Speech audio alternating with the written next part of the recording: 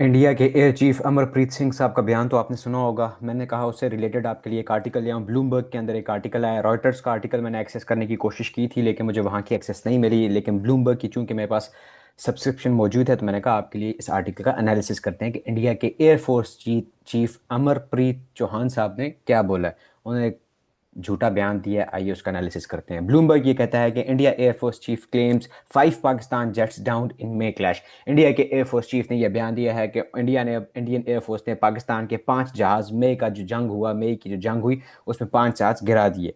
ये पाकिस्तान के jet N Cs हैं, आप देख सकते हैं। कैमोफ्लाज वाला इनका वो ऊपर पेंट हुआ हुआ है, पेंट जॉब हुई हुई है। Anyways, India's air chief India's Air Force chief said its military shot down at least 5 Pakistani fighter jets during a confrontation with its western neighbor in early May. India के जो air force के chief हैं अमरप्रीत चौहान, उन्होंने बोला कि India ने पाकिस्तान के 5 जहाज मार गिराए मई के अंदर, जो इंडिया और पाकिस्तान की आपस में झड़प हुई थी, कन्फ्रंटेशन हुई थी, जंग हुई थी। Air chief marshal AP Singh said the fighter jets were shot down with the help of Russian made anti missile defence system. इन्होंने ये बोला कि भाई जो जहाज मार गिराए वो मार गिराए थे जो रशिया की तरफ से इंडिया को प्रोवाइड किए गए हैं एयर डिफेंस सिस्टम्स, जिसके अंदर S-400 आता है। उनकी मदद से इन्होंने पाकिस्तान के जहाज़ों को मार गिराया था।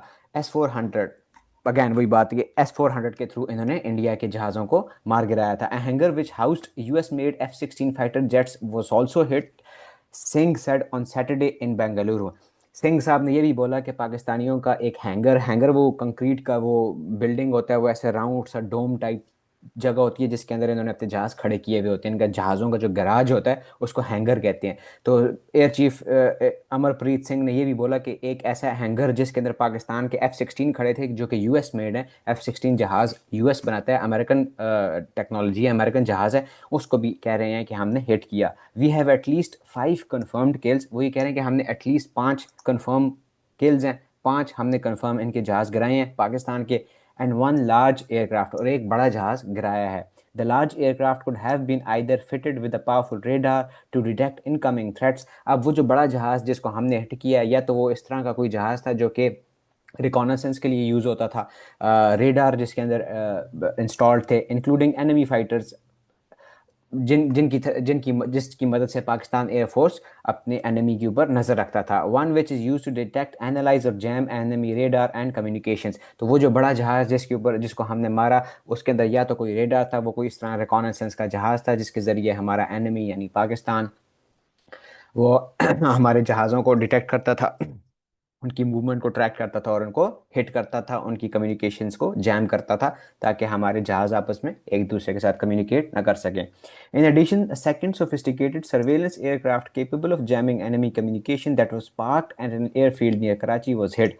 इसके अलावा हमने एक और इसी तरह का जो जैमिंग का जहाज़ था, रिकॉनेसेंस का जो जहाज़ था, जिसके अंदर इस तरह की टेक्नोलॉजी फिट थी जिससे कम्युनिकेशन इंटेलिजेंस होती थी और जिसके अंदर रेडार्स वगैरह थे, हमने वो। लेकिन ये जो दूसरा जहाज़ जिसको हमने हिट किया, ये कराची के किसी के एयरफील्ड पे पार्क हुआ हुआ था, ये हवा में नहीं था। This is actually the largest ever recorded surface to air kill that we can talk about. वो ये कह रहे हैं कि ये जो हमने किल्स किए हैं, इनमें से जो हमने अ, जो सर्वेलेंस वाला जहाज मार गया था जो हवा में था, वो रिकॉर्डेड बड़ा, सबसे आज तक की सबसे लंबी किल थी surface to air missile. Surface to air missile कौन सा होता है कि जो ज़मीन के ऊपर से लॉन्च होता है और हवा में जाके किसी टारगेट को अटैक करता है। तो ये कह रहे हैं कि ये सबसे बड़ा एक किल था जो हमने किया है। Late Saturday, Pakistan's Defense Minister Khaja Asif denied any of the country's aircraft had been hit. Writing on a post on X, the minister suggested that both sides give access for independent verification of aircraft inventories to ascertain the claims. Again, इस बयान के जवाब में पाकिस्तान के जो defence minister हैं ख्वाजा आसिफ साहब, उन्होंने ट्विटर पे पोस्ट किया कि दोनों मुल्कों को चाहिए कि वो इंडिपेंडेंट इंक्वायरीज कराएं, बाहर से इंडिपेंडेंट ऑब्जर्वर्स आएँ, वो आके यहाँ पे इन्वेस्टिगेशंस करें, और तब पता चल जाएगा कि कौन सच कह रहा है और कौन झूठ कह रहा है। दूध का दूध पानी का पानी हो जाएगा। आजकल आपको पता है ख्वाजा आसिफ साहब बहुत एक्टिव हुए हैं ट्विटर के ऊपर, हर किसी को वो सही तड़ाक से जवाब देते हैं। उन्होंने अभी एक कंट्रोवर्सी भी क्रिएट की है अपने पाकिस्तान के ब्यूरोक्रेट्स के बारे में कि उन सब ने पुर्तगाल में प्रॉपर्टीज़ ली हुई हैं।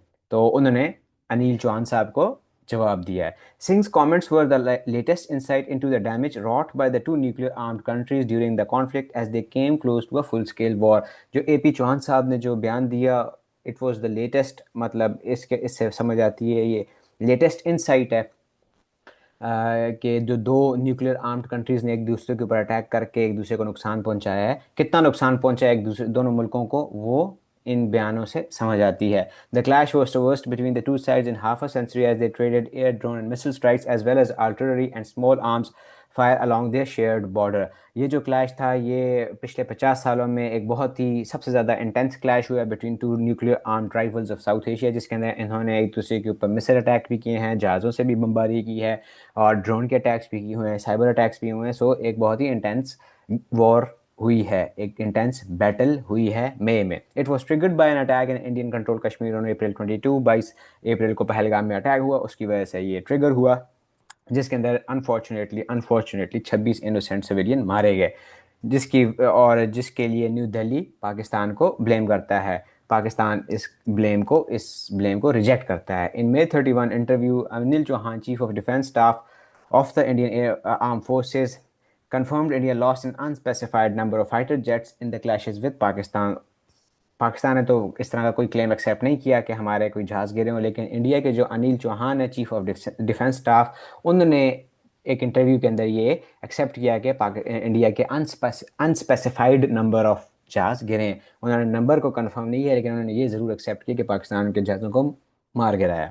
He called Pakistan's claims that it shot down 6 Indian warplanes absolutely incorrect। उन्होंने बोला कि पाकिस्तान ने जो 6 जहाज़ गिराने का क्लेम किया है वो गलत है। Though he decline to specify how many jets India lost, लेकिन उन्होंने ये कंफर्म करने से इनकार कर दिया कि इंडिया ने कितने जहाज़ लूज किए हैं। Pakistan said Chinese fighter jets were used to respond to military strikes by India.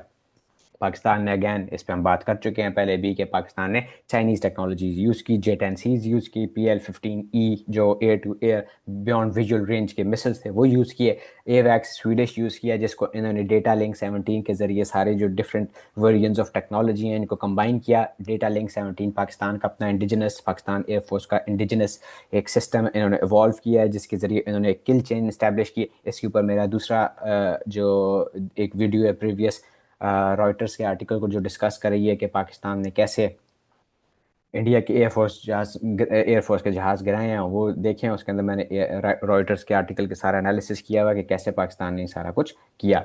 US president Donald Trump said last month that 5 jets may have been shot down during the India Pakistan conflict. Donald Trump साहब ने इस बात का बार बार ऐलान किया है, बार बार इस बात को बोला है कि इंडिया के 5 जहाज़ मार गिराए किसने? पाकिस्तान ने। And reiterated that his administration used trade talks as a leverage to broker a ceasefire between the two side. बार बार उन्होंने इस बात को रिपीट किया कि उनकी एडमिनिस्ट्रेशन ने ट्रेड टॉक्स को एज ए लेवरेज यूज किया है बिटवीन इंडिया एंड पाकिस्तान, ताकि इन दोनों मुल्कों की सुलह कराए, सीज फायर कराया जा सके। A claim new Delhi has had repeatedly rejected, जिस क्लेम को न्यू दिल्ली ने बार बार रिजेक्ट किया और जिसकी वजह से इंडिया और यूएस के दरमियान तनाव क्रिएट हो चुका है, हालात इनके ख़राब हो गए हैं। सो ये लेटेस्ट था, मैंने कहा आपके साथ शेयर कर दूँ। अपना क्या ख्याल रखें और दुआ में याद रखें।